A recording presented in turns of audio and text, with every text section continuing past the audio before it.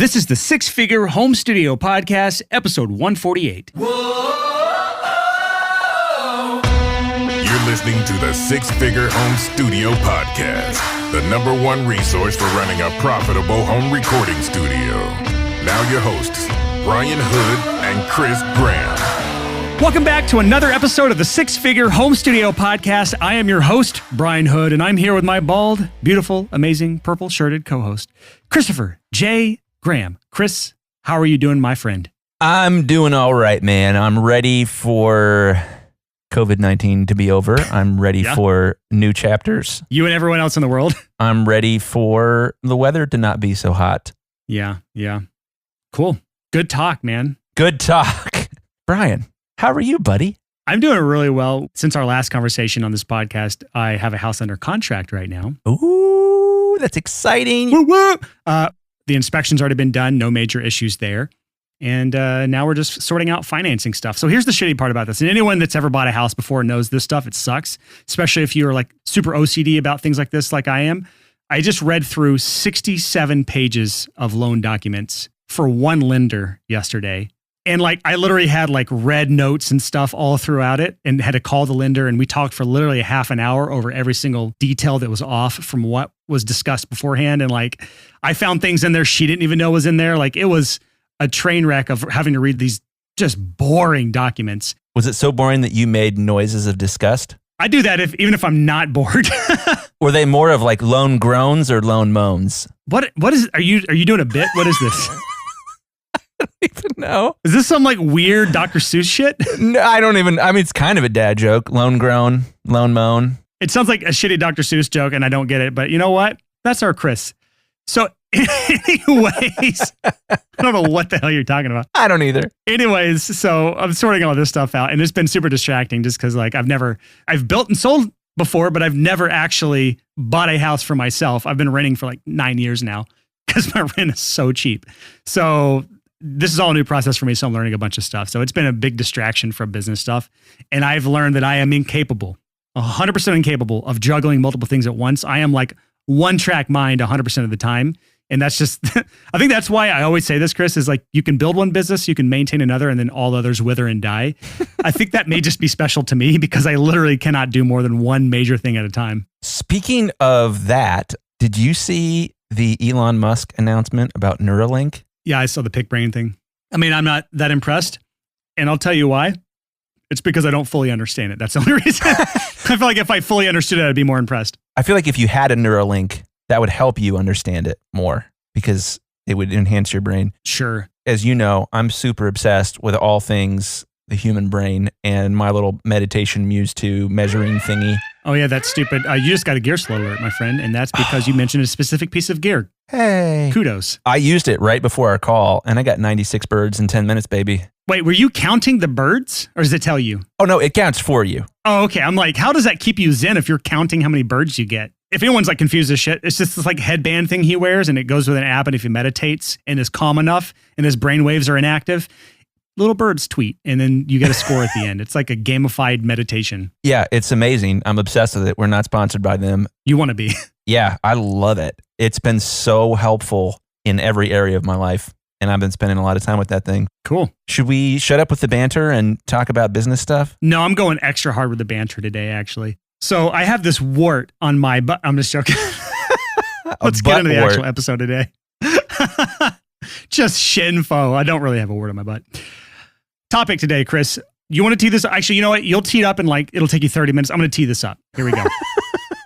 I know my co-host well enough. We're on episode 148 of this podcast. I know you well enough to know how to do this. This is true. So we talk about the power of a niche all the time on this podcast. We preach this constantly. And yet one of the most common issues I come across from people on my coaching calls for the Profitable Producer course, the most common thing that I come across is people struggling with finding a niche or a niche. I don't want to get into the argument of whether it's niche or niche. I just call it a niche. Chris, what do you call it? It depends. I'll usually call it a niche, but if we're talking about a business that's a bakery and they specialize in quiche, then I'm going to have to go with niche. Okay, you know what? I'll give you that one for that terrible dad joke, but I like that one. A quiche niche. Okay, a quiche niche. So we talk about this all the time. My students constantly struggle with this. And if you didn't tell by the episode today, we're going to talk about a lot of the reasons why that is. Why do people struggle so much with finding a niche or a niche? I'm just going to say niche because I like it. Why do so many people struggle with finding a niche? There are some common issues that we see all across the board in my students and in Chris's coaching students, that these are the struggles we see that cause people to struggle with ever finding a niche. And if you match these, stop it. And it'll make your life a lot easier when it comes to finding a niche. Yeah. I mean, everyone's got problems in their business. Everyone's got 99 problems and a niche is usually one. Okay. I've got 99 problems and a niche sure is one. That didn't quite flow well. It didn't, but music songs. That's a new little quote for I've got 99 problems, but a niche ain't one. All right, so let's move away from what we just said and let's talk about the reasons why you struggle with finding a niche. So number one, this is probably the most common reason that I see people struggle with a niche, and that is you are not ready yet.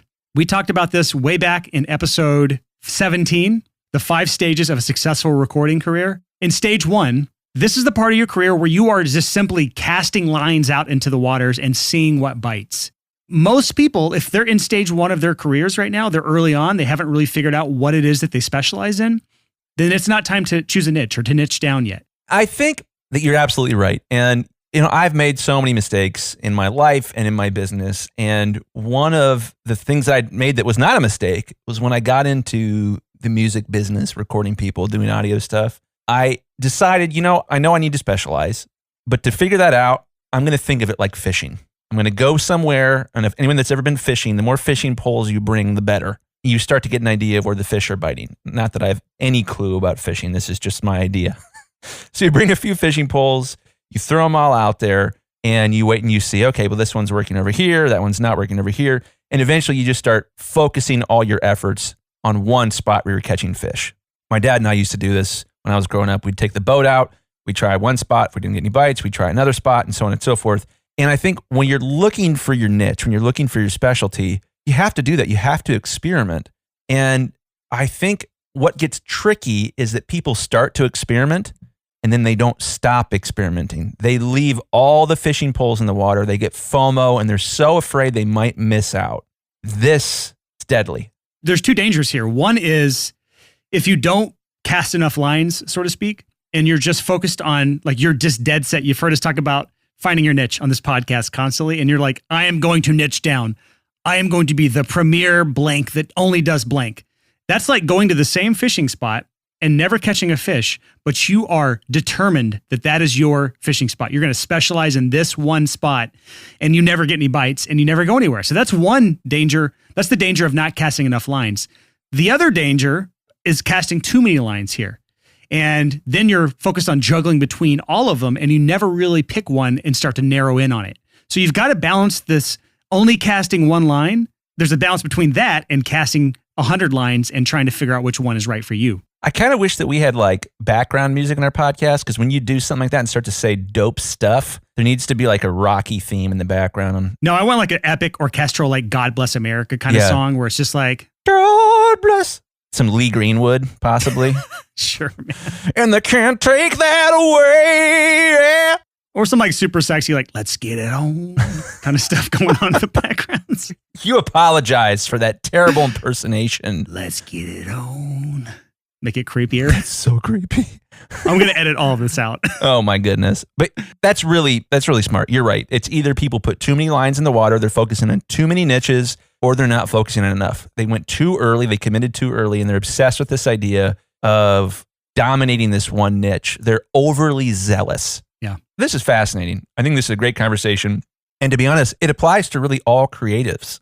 Yeah, so that's the first and most common issue that I see, is that you're just not ready for it yet. And so if you are dead set on being part of a niche, because there's so many benefits of it, you first need to check and make sure if you are ready for this yet. Just like you talked about, Chris, that book you read a long time ago, From Good to Great. Yeah. That was the right book at the wrong time, and it actually hurt your business. So just because a move is best practices for a given industry, meaning like it's the best thing you can do for your business, if you do that best practice at the wrong time, it can actually be worse practice. Yeah, completely. It's totally true. If you raised your rates every day.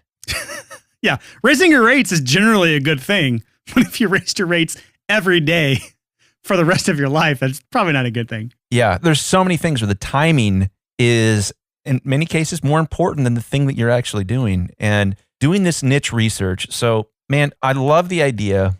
So something Andy and I have talked about before, my friend Andy. He's talking about Andy J. Pizza from the Creative Pep Talk podcast. This is true. And in the known universe, the most complex thing that we are aware of is the human brain. It is so ridiculously mysterious, so ridiculously complicated. There's a bunch of neurons in there. They're all connected by little wires. There's 1 trillion connections in your skull. I mean, just think about like, how does memory work? Beyond the scope of this podcast, Chris. Way beyond the scope of humanity at this point. We don't really know. What is your point? My point is figuring out what your brain does better than other brains seems pretty important. In your skull, you have the most complicated thing in the known universe, and you should figure out what it does. I'm stealing all this from Mr. Pizza upstairs. You should figure that out. You should try to figure out, what are you set up for? What is your true voice? What are your gifts? What are the things that you have an unfair advantage on? And so the searching for a niche thing is so important, because you have to get out there in the marketplace. You have to interact with people, ideally strangers, not just your friend Billy, and learn, oh, wow, I'm good at this. Oh, wow, I'm not good at that. Oh, wow, if I do this in that context, I'm way better than most people. Interesting. Weird. And I think a lot of this comes down to ways that you're broken, ways that your mind works differently than people. And I think a lot of times... Well, you say broken, but I just say different. Different. Yeah, different. In school, the compliment, it was a compliment that was always written in red ink on my grade card, was he talks too much. Yeah. This is part of your career, is talking. Yeah, I talk a lot. It's important. I'm glad I talk too much in school. I learned how to entertain a group of people by trying to disrupt the classroom. And I think that that's an important point of like, you might have gotten detention a lot for something that now is a big part of your niche. Well, let me bring this back to the point we made here, which was you're not ready yet. You're not ready to find a niche yet. Part of what Chris is talking about here is making sure you're casting the right lines early on as you start to develop your own niche.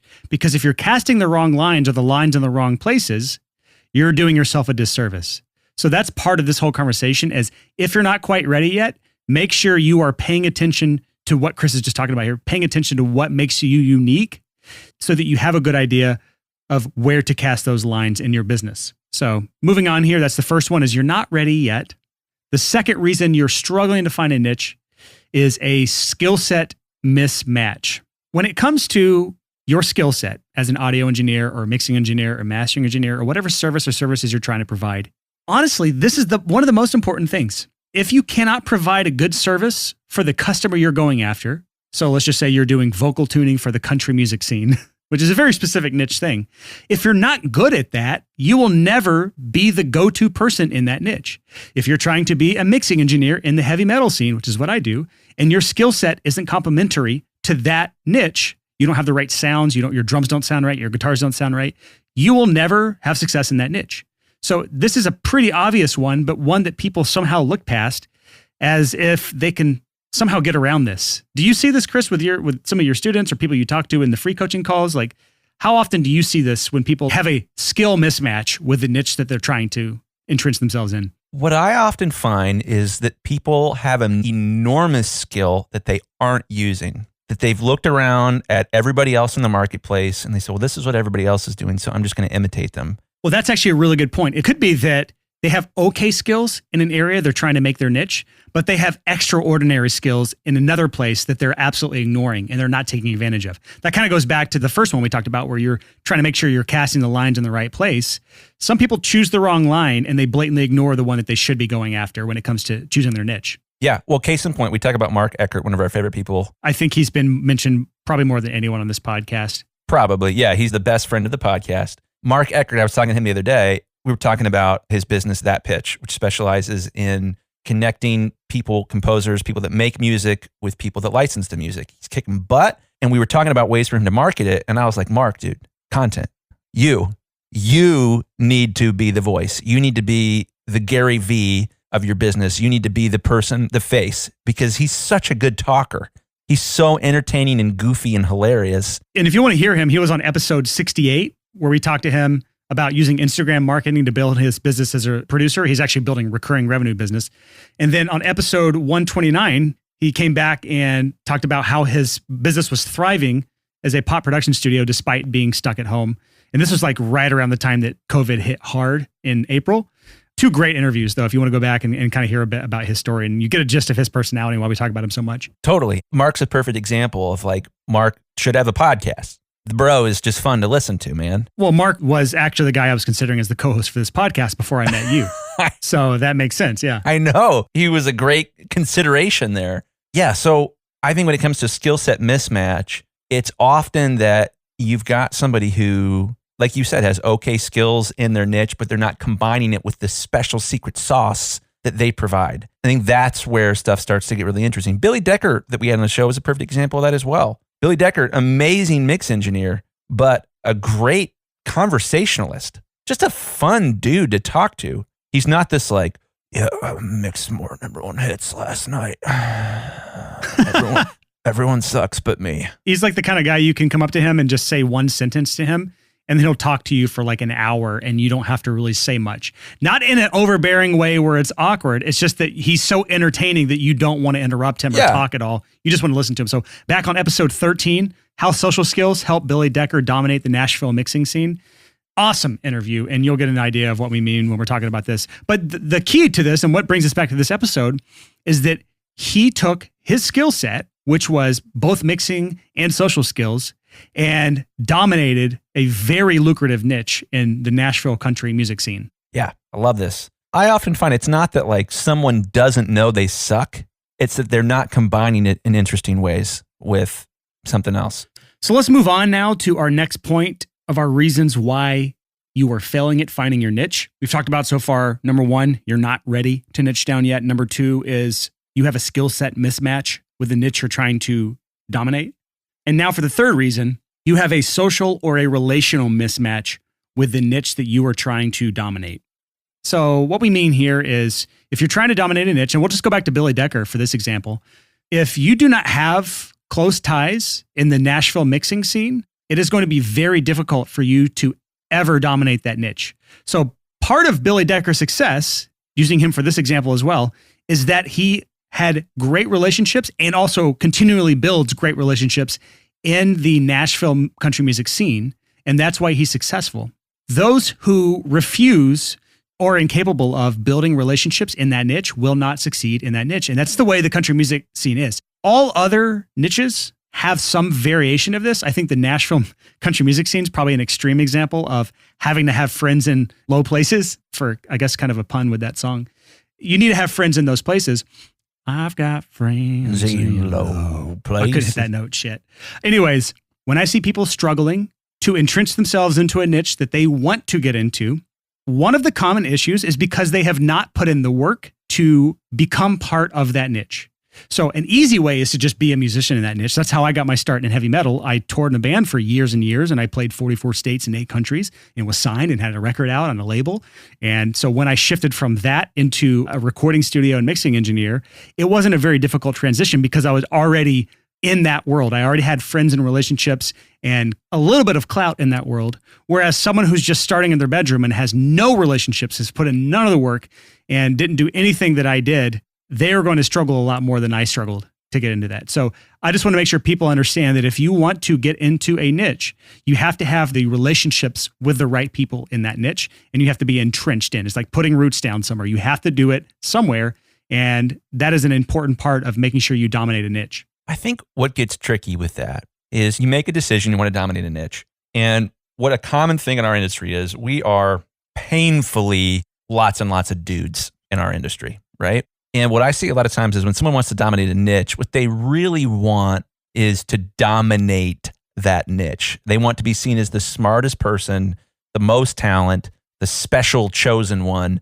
And it's difficult to walk in and start building relationships when you don't have a go-giver mentality. When your idea of owning a niche is coming in and kicking people's ass versus coming in and providing value and helping people. And I think that's a little bit of a social relational mindset issue of walking in with the intent to take rather than the intent to give. If you go back to the episode that we did right after Billy Decker's interview, it was episode 14, and it's titled Social Skills. If you don't get this right, your home studio may pay you the price.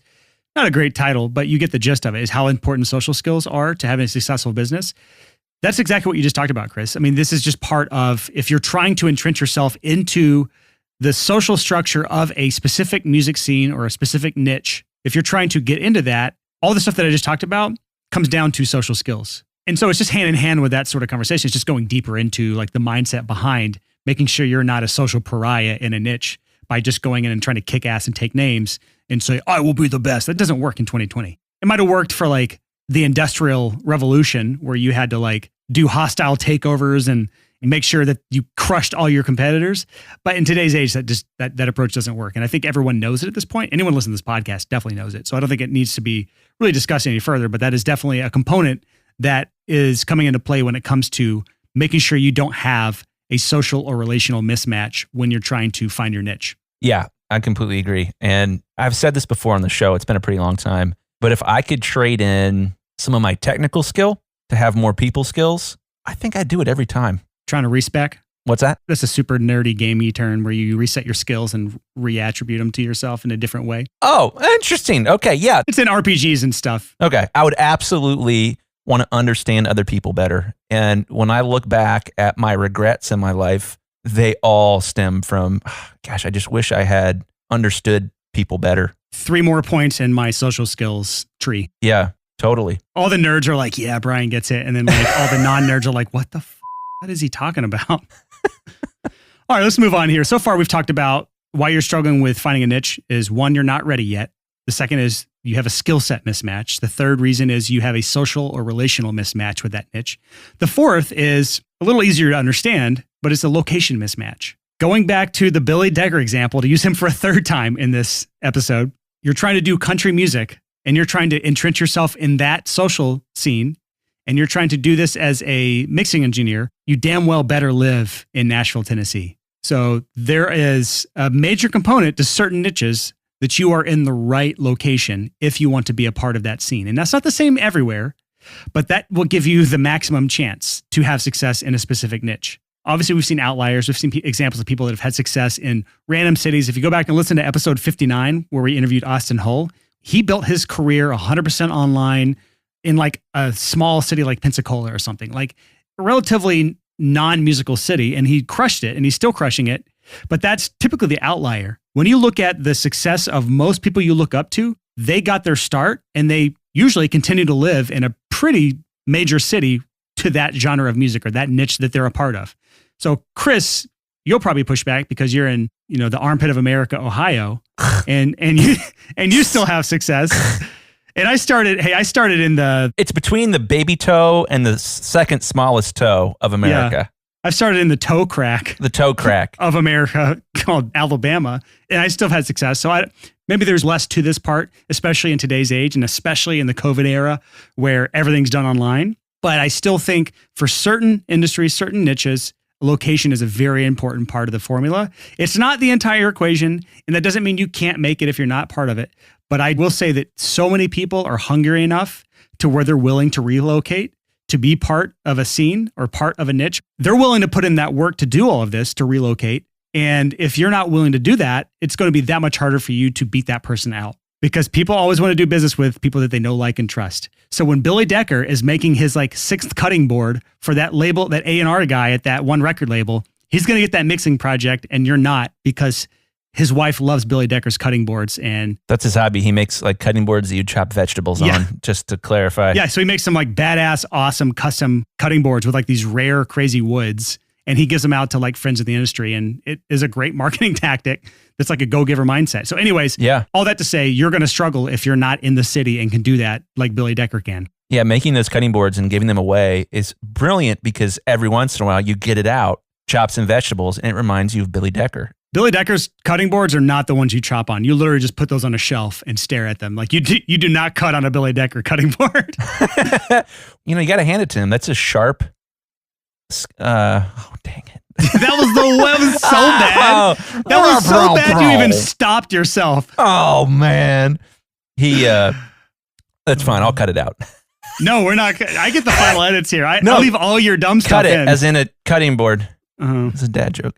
Hey. Oh, I didn't even get that one. That's how bad that one was. All right, so that's all I'm going to say about that. This is one that may not make sense right now due to COVID to like relocate your entire life and business and studio just to try to make it in a certain niche. But it is worth stating that some niches are more important than others for this location mismatch situation. Well, let's dig in just to that a little bit more. Okay, go for it. I'm all ears. There's a couple reasons location's important. One of them, obviously, is if you're in an area where you get to befriend lots of potential customers, that's a good thing. Yep. Another one of these reasons is if you're in an area that's got, say, I don't know, the internet. That's also very useful to have fast internet and not be in the middle of nowhere with a satellite connection that drops out every time there's a cloud. That's going to make it difficult. I think one of the most important things, though, is to live in an area that's not toxic to entrepreneurship. I think there's a lot of areas where people just look down their nose at someone that's trying to build a business, especially someone that's trying to do it in the music industry or the creative industry of any kind. And that's how I feel about Ohio, yeah. Well, Ohio as a whole, yes. Columbus, not so much. Columbus is pretty forward-leaning as cities go. If you are the only entrepreneur that you know, even if there's a ton of clients there, that's going to be hard. That is a really good point. So part of being in the right location is just being able to surround yourself to people who are going to help you succeed. And I don't think I put this in the outline, but that's not just success in a niche. What I talked about today was success in a niche. What Chris is talking about is just success at all in your business. And that comes by setting yourself up to be around smart people. Like you share an office with Andy J. Pizza, who has one of the top podcasts in the entire design and creative field called Creative Pep Talk. So that is a great person to share an office with because you guys obviously share trajectories and you can obviously help each other out when it comes to picking up each other's slack and shortcomings. And I get free pep talks. And you get free creative pep talks. That's amazing. But yeah, Columbus is amazing. So like if I'm hanging out with Andy or Brandon Reich or John Rubin that was on the show earlier, like these guys that kick my butt and challenge me, it's good, man. And they are all building cool stuff. I'm not this like, oh, you're trying to build a business instead of getting a job, like the judgmental thing. I haven't been around that in so long. I don't even know what that feels like anymore. Like I'm around nothing but business owners and entrepreneurs now. Yeah. So you have to live in a location where you are not like the only person at home on a Monday afternoon working. And granted, in COVID-19, that's not going to be so much of an issue, but hopefully that will all be fixed soon. Yeah. All right. So we've got a couple more to go through here. Reasons why you're struggling to find a niche. And that is number 5 now. And that is a passion mismatch. Here's an issue that I see with people when we've talked about niching down so much on this podcast, when we talk about specializing on a specific genre or a specific service that you're offering, is that people hear that advice and they make a very tactical decision based on profitability and market size and skill set and maybe social and relational. Like they've listened to this episode and up to this point, they're like checking all the boxes, but then they get to this point and they realize they don't give a shit about that niche or that market or those customers or clients. So in this case, you have a passion mismatch. Maybe you can have short-term and maybe you can have medium-term profits if you are trying to niche down in an area that you're not passionate about, but it's going to be very, very difficult to have any sort of long-term profitability in a business that you don't care about the customers or the experience of the clients and that you don't have any general passion about.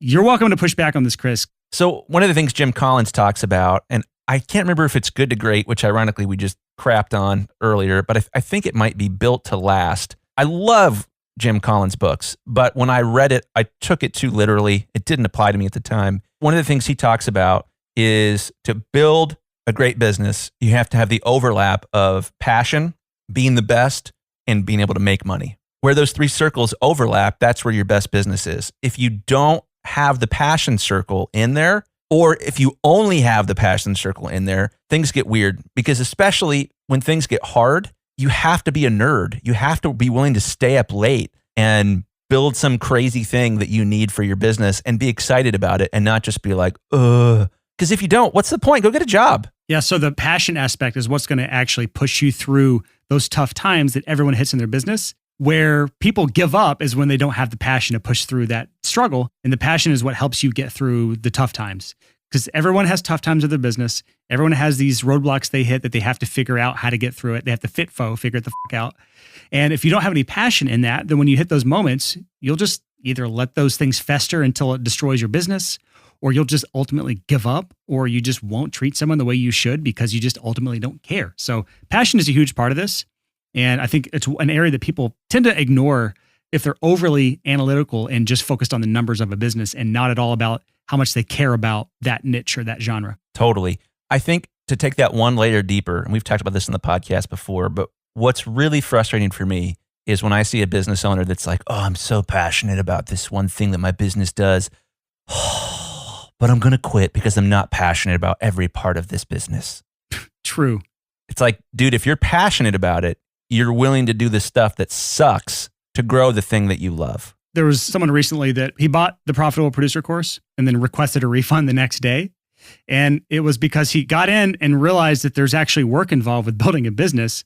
And I think he realized that he doesn't have the passion to actually push through the amount of work. He literally just said, I think I just want to keep a day job. He literally said that in the email. Whoa. And so like some people are just not built to be entrepreneurs. They don't have the passion and the grit and the determination to push through the hard stuff. And those who do have that passion are going to push through the hard stuff. Again, no one says that being an entrepreneur is the easiest thing in the world. Like it is genuinely harder than just simply showing up to a job and holding out your hand and say, give me a paycheck. Thank you. Like there is a lot of work that goes into this. So if you don't have the passion for it, you're going to be the guy who buys the Profitable Producer course, spends all that money, gets amped up, and then refunds one day later when you realize that there's actually work involved and you would rather have a day job. Totally true, man. Yeah, that passion thing, it's interesting because I think a lot of people hear passion and they think about, I will do something that only involves my passion. Yep. Totally not true. Somebody who's passionate will do things they don't want to do in order to get something that they want. All right. So our final point here, the sixth reason, and probably the final reason why you're struggling to find your niche is because of this. Your messaging is bad. Here's what we mean. And then Chris is going to go on his whole rant about this because this is something he's super passionate about. But let's just pretend, for example, that you've listened to this episode. You've determined, number one, that you are currently ready to niche down. You've found that thing that you want to go after. You found, number two, that your skill set is matched up to the niche that you're trying to dominate.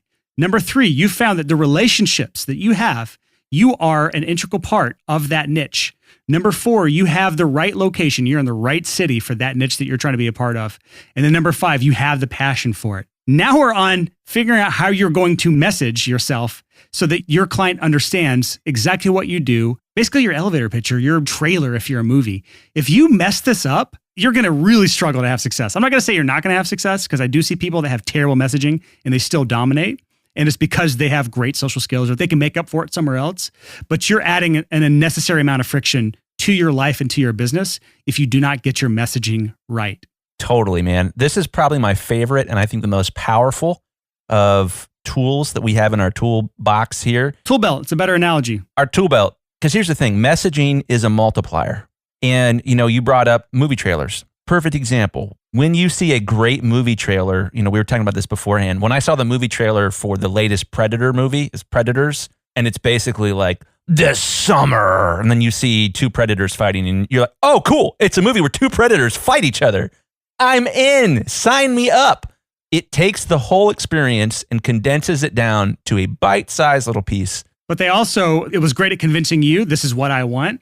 And it would be just as good at my wife saying, I don't ever want to see that movie. Exactly. And I don't think I'd ever want to see it because I'm not that huge of a Predator fan. It was never like a big part of my childhood. It's an excellent movie. Anyways, I brag about you all the time with our podcast on this. Oh, thanks, buddy. We have great messaging on this podcast. I'm going to botch it because I don't listen to our show because that would ruin it for me, I think.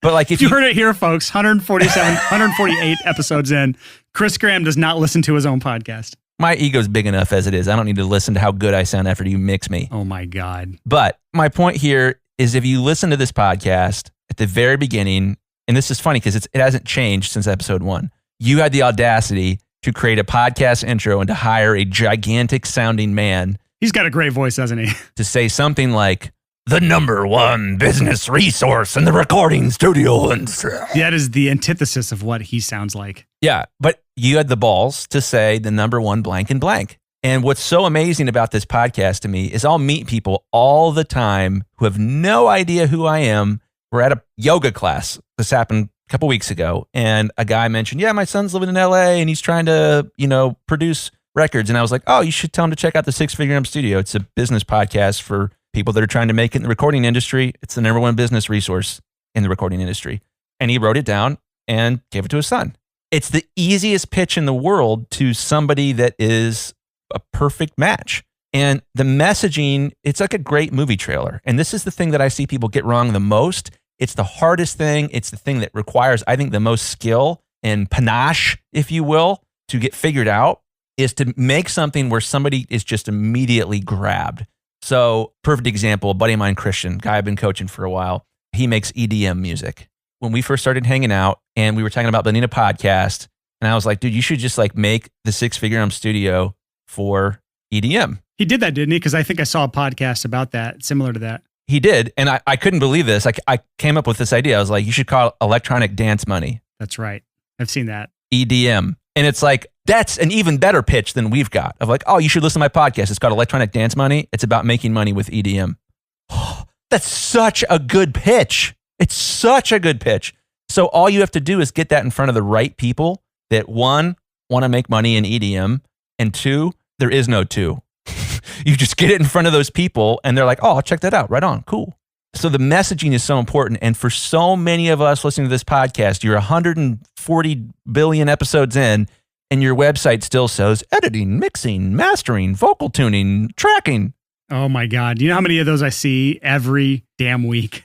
Right. If you've still got your fishing poles in the water, you're still looking for your niche, that's fine. But at some point, you have to make that transition and commit to a niche. It's hard, but if you don't grow, you die. If you're not growing, you're dying. It is such an important concept there that you eventually have to get over your FOMO and focus on your calling. What are you amazing at? What do you bring to the table that nobody else does? What can you add value to? And how can you add value in ways that nobody else can? Go do that thing. Niche down. I really like the analogy with the movie trailer thing because there's two types of movie trailers. There's the type where I'm so in on this movie that I'm going to cut the trailer off before it even reaches the end of it because I don't want to know anything else about the movie. Yep. And that's like the best trailer ever. That's the messaging you should have, where you're like, you are so dialed in with your messaging that you don't even have to finish a pitch. You don't even have to really finish explaining yourself. People just know that you're the right one for them. That's really hard to do, but I'm just saying, I come across those movie trailers. The second type is, I guess there's three types. The second type is you watch to the end and you're in, and that's like probably a more common one. The third type is, it's such a confusing, convoluted train wreck of a trailer that I am just continually confused. And the deeper I get into the trailer, the more confused I am. And then by the end, I'm so confused that I know that I will never, ever watch that movie. They will never get my hard-earned dollars because if the trailer is a train wreck, I can only imagine how annoying that movie is to watch. Yeah, man. I want to challenge us on this. If your business was a movie, what would the trailer look like? That's such a good challenge. Yeah. I talk to people about this all the time when I'm coaching.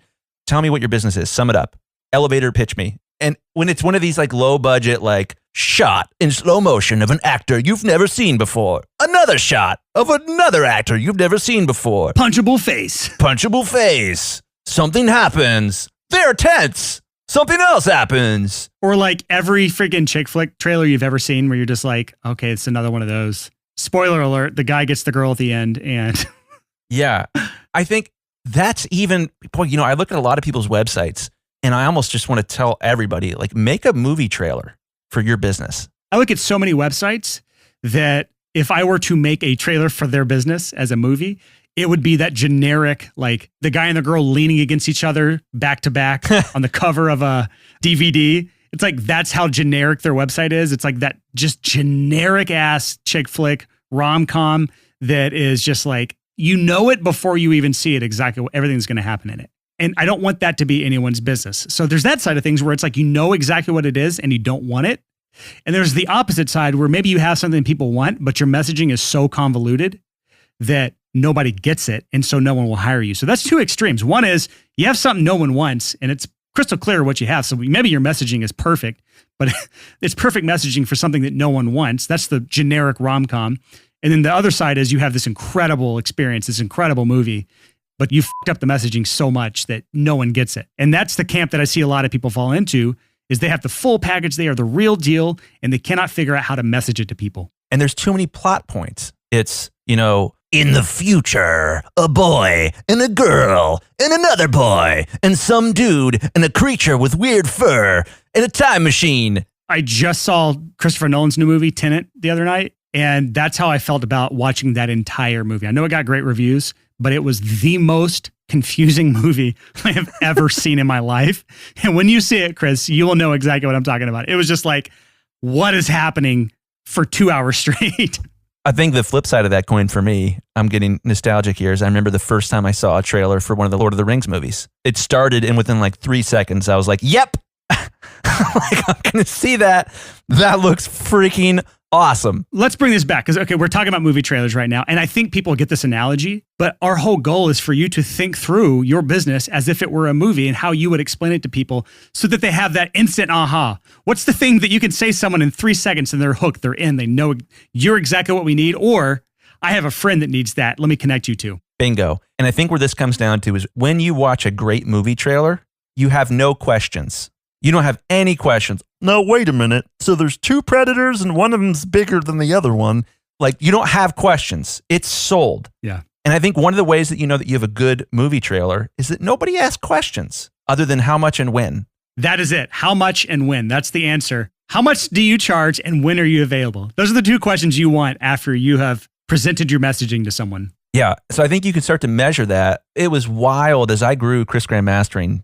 This is especially in like 2014, 2015, 2016.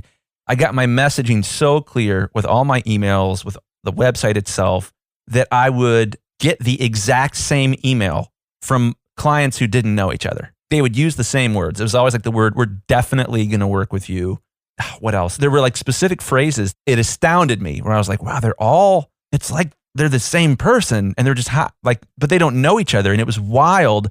And I didn't get a lot of extra questions about like, do you do DDP or CD authoring or blah, blah, blah? Like, if you're getting questions, it's because your website's not good enough. It's because your messaging's not good enough. And I think that this is something worth thinking about. Make a trailer for your business and the whole thing should match. The story should be consistent. If you're making high energy pop music, it shouldn't be like, hi, my name is Billy and I make pop music. Like, that doesn't match like the or whatever the crap a pop beat is. That was my first thing that came to mind. The whole thing needs to tell the story, the background, the voice that you're using, your attitude, the quality of the video, the music, everything should tell the exact same story, and there shouldn't be a hole in it. I think this is something that we could really benefit from as an industry. I want to go on your website and watch a not 10-minute video, but like a 1-minute video and be like, I know who you are and exactly what you're all about. So that is it for this episode of the Six Figure Home Studio Podcast. Just in case you've missed the outro of the last couple episodes, we only have a couple episodes of the Six Figure Home Studio Podcast left. We are getting to episode 150, and then things are changing in a very big way. So next week, we'll have episode 149. That'll just be a regular episode. But episode 150, Chris and I are going to actually go over all the changes we're going to be making to this podcast. So you'll get every single detail of what's going to happen instead of these vague little descriptions on the outro of this podcast that I've been doing for anyone who might be worried about what's happening. All I'm going to say, apart from what I've said the last couple of outros, is that the changes are going to be for the better of not just our listeners, but also Chris and I, just to keep us excited about what we're doing every single week, to keep the content fresh, and to bring in some really cool and unique perspectives into this community that we have not had before. So that is it for this week. We'll be back at you bright and early next Tuesday morning at 6 a.m. Until next time, thank you so much for listening and happy hustling. Whoa!